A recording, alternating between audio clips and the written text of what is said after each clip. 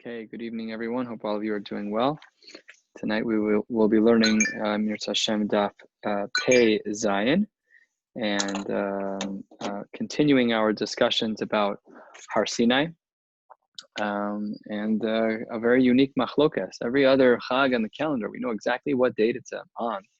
Yet when it comes to the Chag of Shavuos, if you've ever read through any of the literature on Shavuos, you'll know that there's a debate in regards to whether the Torah was given on Vav of Sivan or Zayin Sivan. And that machlokas is what we're going to learn tonight, starting on the bottom of Pei Vav Amud Beis, at the two dots about 2/3 of the way down. Opens the Gemara with a Gemara that's quoted from, it's obviously here, quoted in Tainus as well. And here's what the Gemara says, based on the Tanaim. Bishishi ba'chodesh nitnu aser sadibros l'Yisrael. It was the 6th of the month, according to the Tanakama. That's when the Torah was given. That's when we got the Aser Sedibros, on the 6th of Sivan. Rabbi Yossi Omer B'Shiva Bo. It was on the 7th day of the month, not the 6th. So it just an amazing thing that historically speaking, we don't know what day of the year the Torah was given on it. So very strange. Omar Rava, let's try to analyze, let's try to understand a little bit more about this machloka so we could understand how the discrepancy came to be. Amar Rava, the Kuli Alma, everyone agrees, Rosh Chodesh Asul Midbar Sinai. Everyone agrees that the Yidden arrived by Har Sinai on Rosh Chodesh. Ksiv Hacha Bayom Hazeh Bo Midbar Sinai, Ksiv Hasa Machodesh Azelachem Rosh Chodeshim, 2 psukim, and we have a Gzera Shava, one to the next, or maybe a Hakesh, Malahalan Rosh Chodesh, Shafkan Rosh Chodesh, that we learn in both places, the same language is used, and therefore we know that the Jews got to Har Sinai on Rosh Chodesh. Not only do we know that, that's our given, that's our assumed information, that the Jews got to Midbar Sinai on Rosh Chodesh. The second given is that Udekuli Alma b'Shabbos nitna Torah l'Yisrael. Everyone also agrees that the Torah was given on Shabbos. And as we saw yesterday, it was given Shabbos morning, and specifically not Friday night, because we wanted it to be done with fanfare. Ksiv Hacha, how do we know that the Torah was given on Shabbos? Because Ksiv Hacha Zachor Sima Shabbos L'Kadsho, Ksiv Hasav Hasam Vayomer Moshe La'am Zachor Es Hayom Hazem Alahalan Be'itzumo Shel Yom Avkan Be'itzumo Shel Yom. Both the Tanakama and Rabbi Yossi, they both agree that the Torah was given on Shabbos morning because of this Gzera Shava. Ki Pligi, but where did this machlokas come from? What was the lack of clarity? It's very strange. It says the Gemara, 5 lines from the bottom, Pei Vav Amud Beis, Ki Pligi B'Kviya de Yarcha. The machlokas is, when was Rosh Chodesh? Was Rosh Chodesh on Sunday, or was Rosh Chodesh on Monday? And that would be the nafkamina. Let's see. Ki Pligi, where's the machlokas B'Kviya de Yarcha? Rabbi Yossi Savar B'Chad B'Shiva Ikva Yarcha. Rabbi Yossi held that Rosh Chodesh was on Sunday. On that first day of the week, on that Sunday, lo amar lehu v'lamidi mishum chulsha de'orcha. They just got there. It was Rosh Chodesh. The Jews just got to the Midbar, as we proved from a few lines ago from a Gzera Shava that it was definitely Rosh Chodesh the day that the Jews got there. We'll speak about that more on the top of Pei Zayin Amud Beis. And on that day, the Jews got no instructions. Moshe Rabbeinu went light on them. They had just arrived. Everybody go back to your tents and rest. B'Trei B'Shva, on Monday, Amar Lehu B'Atem Tihu Li Mamlechas Kohanim. They got the message from HaKadosh Baruch Hu that you, the Jewish people, will be a special people to me. Mamlechas Kohanim V'Goy Kadosh. Good. Turning to the top of Pei Zayin Amud Aleph, B'Tzlasa, on Tuesday, on the 3rd day of the week, Amar Lehu Mitzvahs Hagbala. On Tuesday, not beginning Tuesday, but on Tuesday, Moshe Rabbeinu began to explain to the Jews about Hagbala, that you have to be careful about the mountain, and some other halachos therein.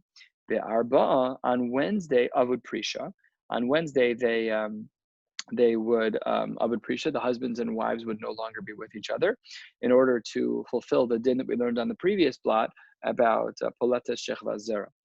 Okay, so that's where Rosh Chodesh fell out according to Rabbi Yossi, that Rosh Chodesh was on Sunday. Okay, so let's see what happens next. V'Rabbanan. What about the first shita in the Mishnah above?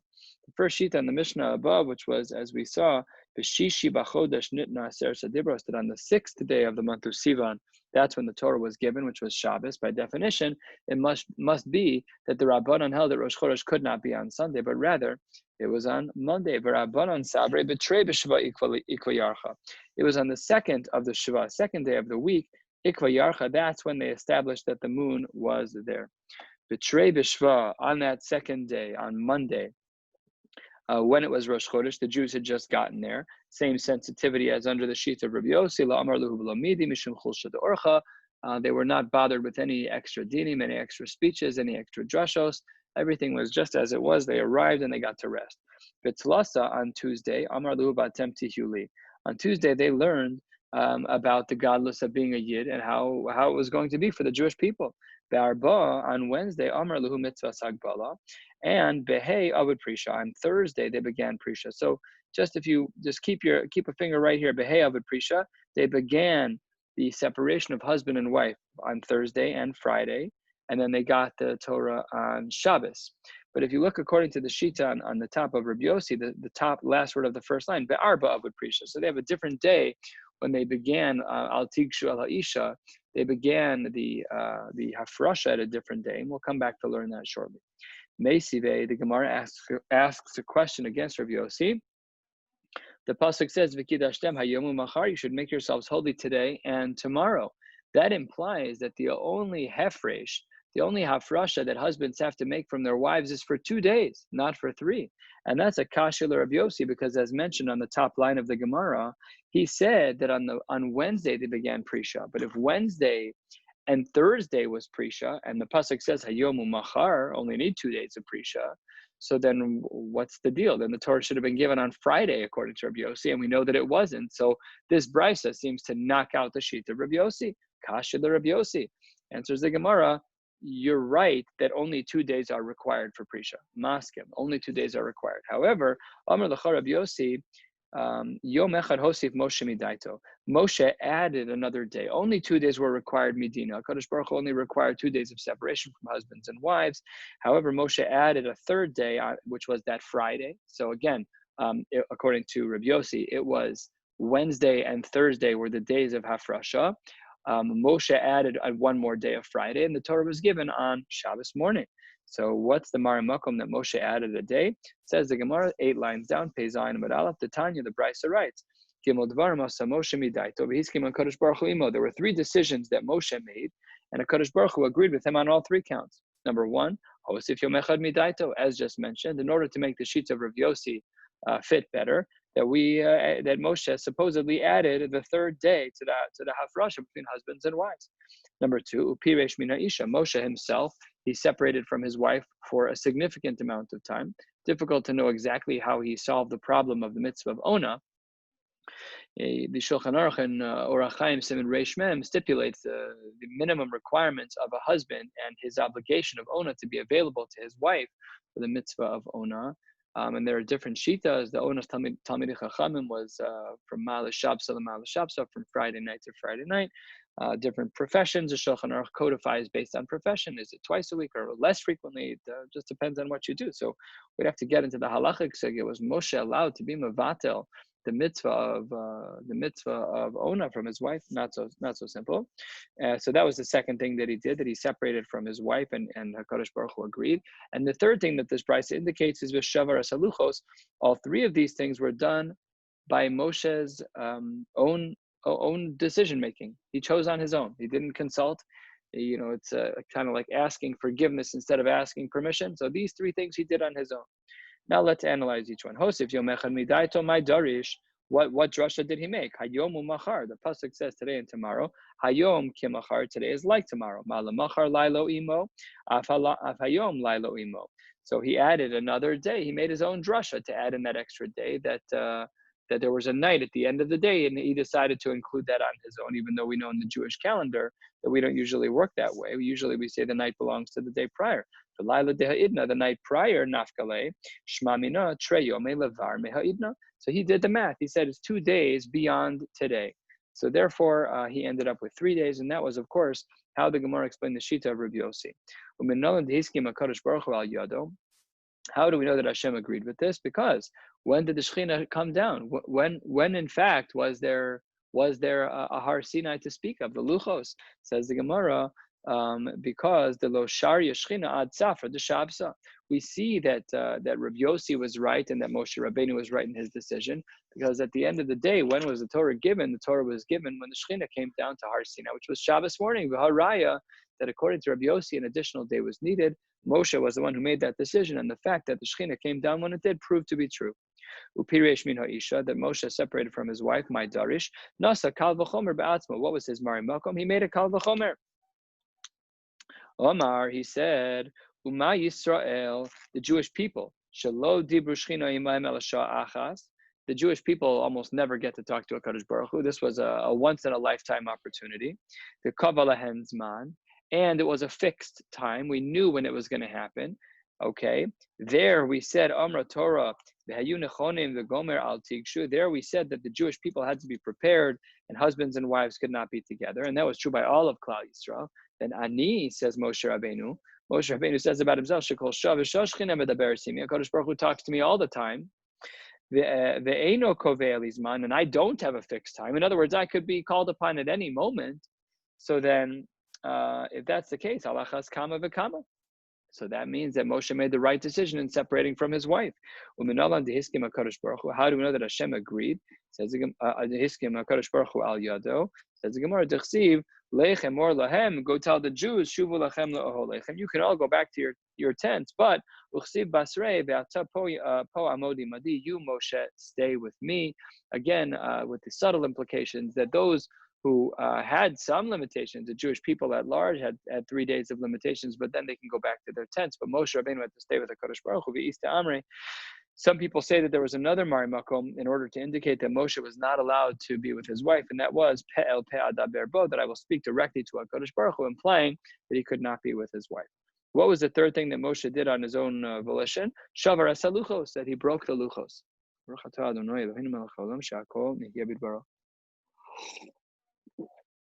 My Darish, what was the drasha, the Mari Makomos that Moshe used to make this assumption? Omar, he said as follows.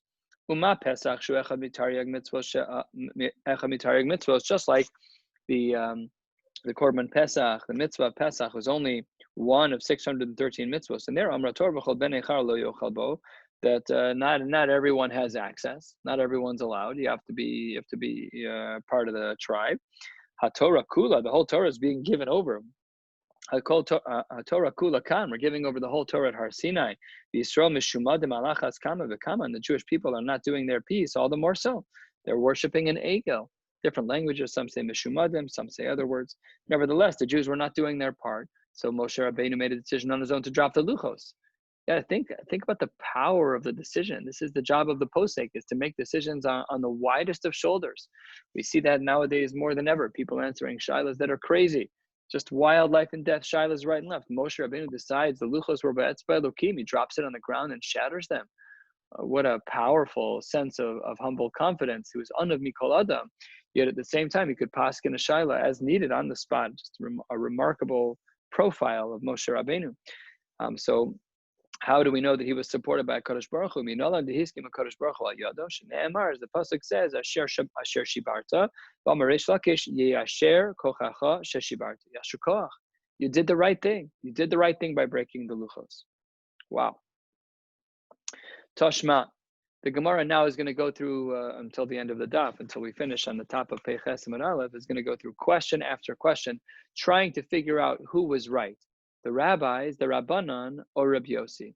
The rabbis who said that Rosh Chodesh was on Sunday, or Rabbi Yossi who said that Rosh Chodesh was on, the other way. The rabbis who said that Rosh Chodesh was on Monday, or Rabbi Yossi who said that Rosh Chodesh was on Sunday. Let's get started. We're about 2/3 of the way down on Pei Zayin Amud Aleph. Says the Gemara, Tashma, v'hayu nechonim liyom hashlishi. We see that a person can be prepared. They should be prepared by day 3, meaning only 2 days of Tumah. And not 3. Kasha Rabbi Yossi. That doesn't fit according to the sheet of Rabbi Yossi, as we discussed above, because then he falls a day short. Says the Gemara, the answer that we answered before. Hamrina, we already answered this. Yom Echad Hosif Moshe Midaito. We added one more day. Tashma, we learned in a Brisa, or we learned in the Tanaim, Shlishi. What does the pasuk mean when it says Shlishi? Shlishi b'chodesh v'shlishi b'Shabbos. The 3rd month, and the 3rd day of that month, which was going to be Tuesday. If that's the case, it implies that Rosh Chodesh was Sunday. Kasha the Rabbanan, who say that it was on Monday. Amar lecha Rabbanan, you're right, but that brisa, money, that's of the opinion of Rabbi Yossi. Shlishi lemai, when the Gemara said that it was counting from 3, what was it talking about? Good, we have our answer, but we need to dig a little deeper to understand what the word Shlishi was talking about in the brisa. Answers the Gemara, the brisa writes a number of psukim that are confusing. Vayeshev Moshe as divrei ha'am el Hashem. Moshe took the word of the people to Hashem. Uchsi vayaged Moshe as divrei ha'am el Hashem. That Moshe again took the words of the people to Hashem. Ma amar lo HaKadosh Baruch Hu Moshe. What did Hashem say to Moshe? Uma amar lehem Moshe leYisrael. What did Moshe say to the Jews? Uma amru Yisrael leMoshe uma heshiv Moshe lifnei agvura. And just give me all the dialogue, all the back and forth. So the Gemara answers with a number of ways, 3 different possibilities. Number 1, zo mitzvahs hagbala. Rabbi Yossi Bar Yehuda. The whole dialogue, the back and forth, was about the parameters of Hagbala. So Hashem told Moshe, Moshe told the Jews told things to Moshe, and Moshe went back to HaKadosh Baruch Hu, all about Inyane Hagbala.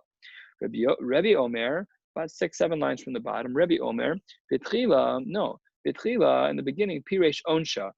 You'll follow along in the flow of the psukim here. First, we learned about the Onesh. Tichsiv, Vayeshev Moshe. What do you mean Vayeshev Moshe? A play on words.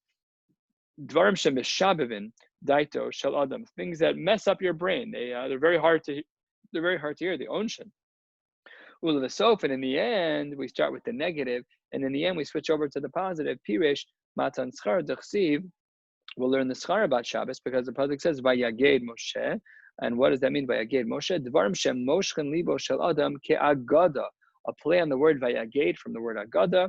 We know from many places that agada moshchen libo shel adam, stories, the good feelings of maisim, of sipurim shel tzadikim, whatever they are, there are wonderful feelings here. So that's one approach. And then this is approach number 2. And the third approach, the first of the longest lines, vika de amre, betchila piresh matan schar dechsiv vayeshev Moshe. We reverse what happened first. Initially, we said the pasuk of vayeshev was mishabevin, daito, that it was messing with a person's head. Yet we have another way of explaining this pasuk in the positive, not in the negative. So here's the third approach. We started with Matan Schar Dechsiv Vayeshev Moshe Dvarim Shemeshivin Daito Shel Adam. Meshivas Nefesh. It gives back your neshama and makes you feel good. So maybe the first thing that Moshe taught the Jewish people about Hagbala was the beauty of getting the Torah. Ulevaso Piresh Onsha. And only at the end did he explain the negative. Dechsiv Vayaged Moshe. Now another play on words from the word Vayaged. Dvarim Shekashin Adam Kigidin. You ever eat a piece of sinew, a tendon, they're impossible to chew.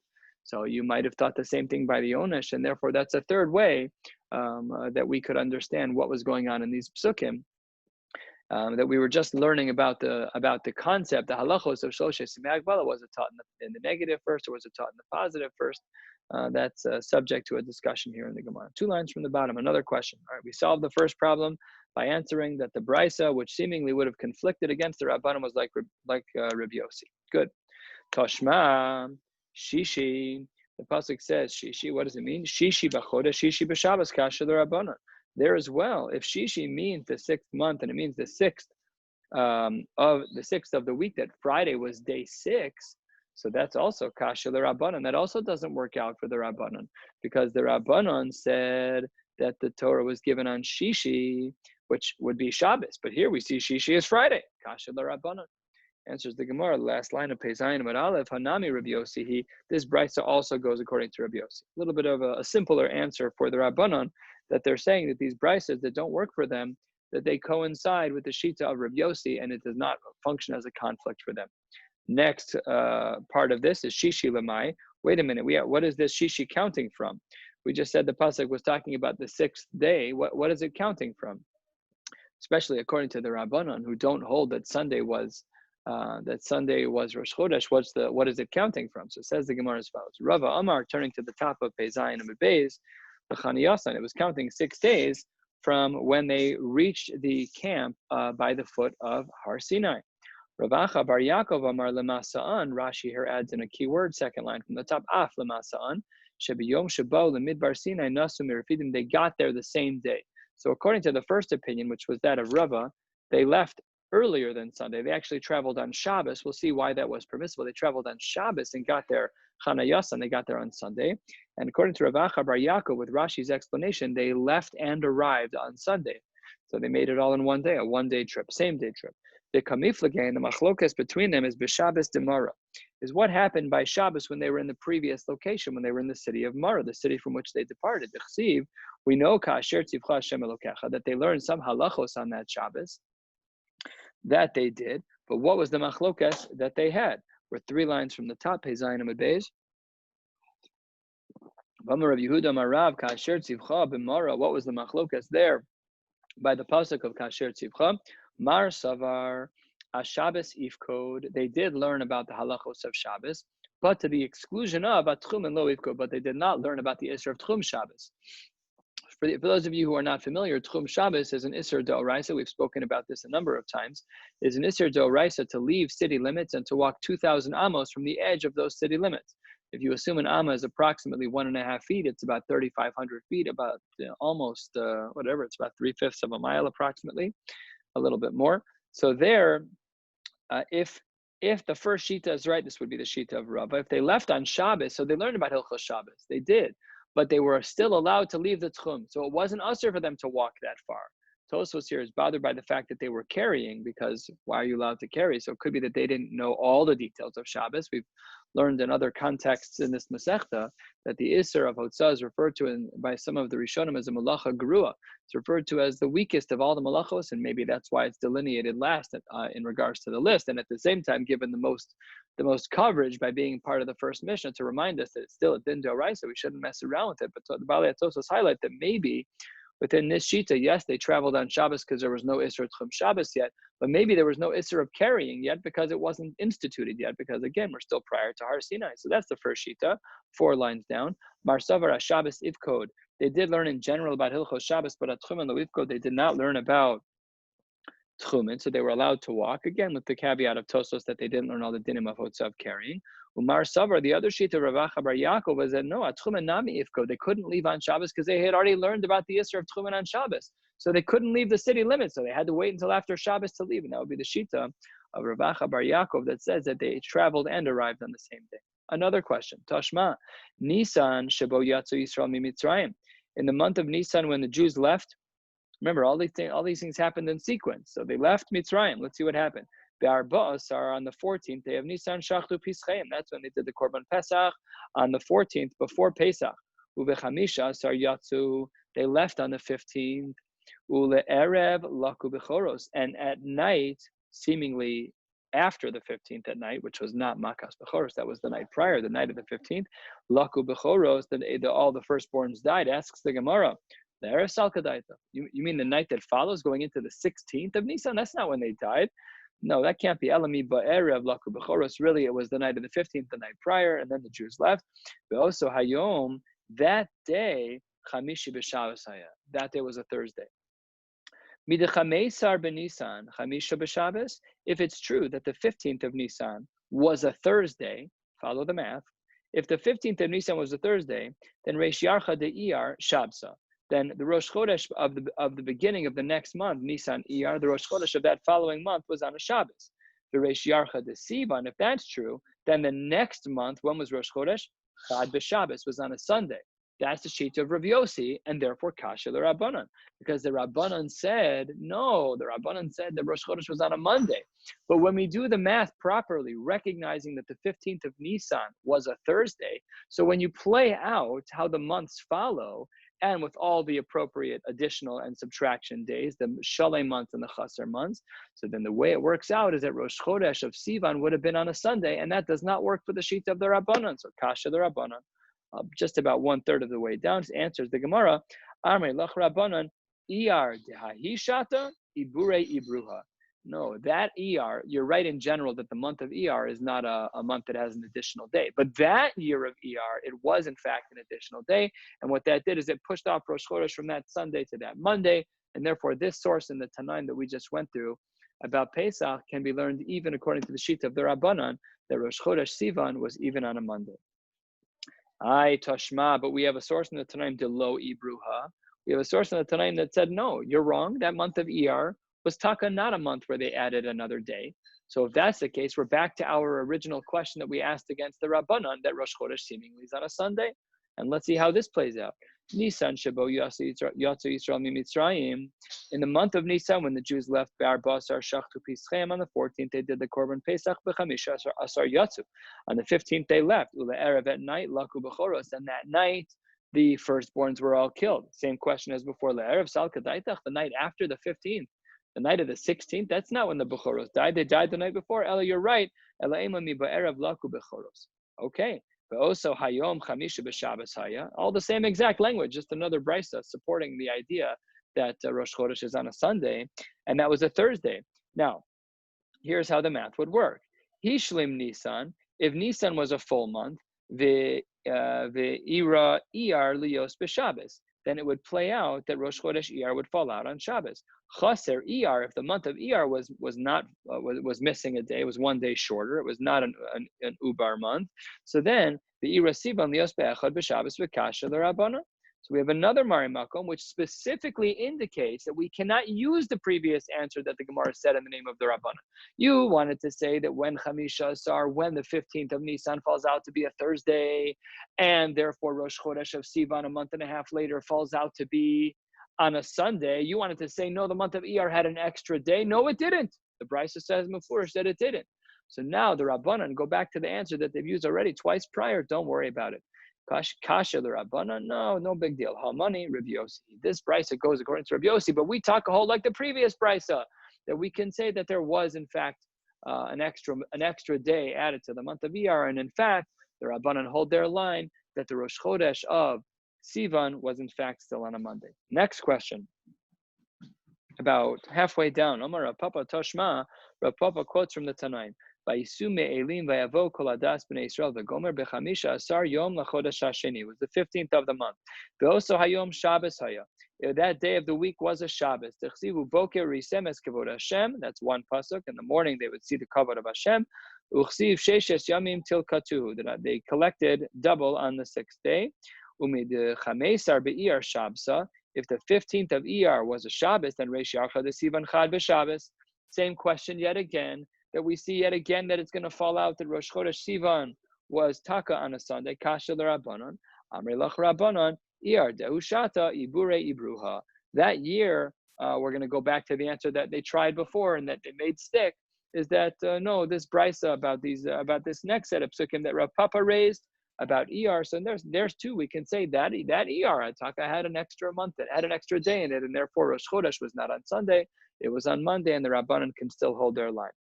Omar le Rav Chavivi michuznu ala Ravashi Tashma.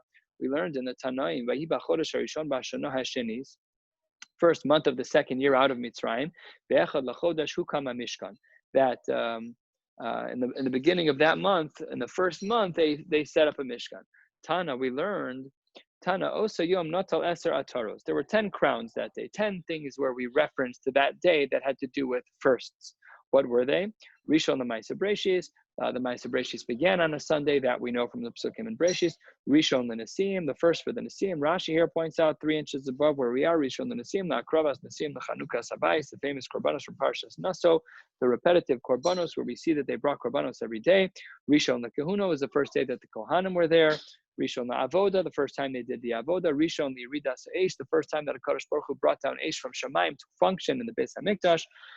Rishon Achilas Kachim, the first time that anyone ever ate Kachim in the history of the world. Rishon Nishkon Shechina, the first time the Shechina came down. Rishon Levarches Yisrael, the first time that there was ever a fulfillment of the mitzvah of the Kohanim being Mevarech Klal Yisrael. Rishon the Isser HaBamos, the first time that we ever had an Isser of Bamos, that we were not allowed to be Makar of Korbanos outside of the Mishkan. And Rishon LeChodashim, the first time that we had the mitzvah of HaChodesh Hazeh Lochem. And the fact that Rosh Chodesh of Nisan of that year was on a Sunday, when that happened, then the Ishtakad, then in the last year, B'Daled B'Shabbos, it must have been on a Wednesday. Titania, we know that when we look at 1 year, we know how to extrapolate back to the previous year without a whole complicated math equation. What's the guideline?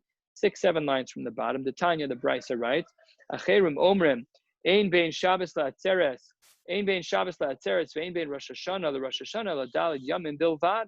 That when you look back from 1 year to the year prior, the only difference is 4 days. Beam hayashana uberes, if in fact it was a year that was an uber yor, so then you add 5 days when you look back the year prior. So let's say Rosh Chodesh Nisan was on a Thursday. You look back 4 days back. You can determine what Rosh Chodesh looked like that year. If that's the case, Havale Reish Yarcha De'ir Male Shabsa. If that's the case, then Rosh Chodesh of Ir would have been on Friday. Reish Yarcha de Sivan Shabsa. And then the way it would work out is that Rosh Chodesh Sivan of the year when the Jews got the Torah was on Shabbos, not like the Rabbanan and not like Rabbi Yossi, not like either Shita. Using this guideline of working backwards from the Mishkan to the year prior, how does it all work out?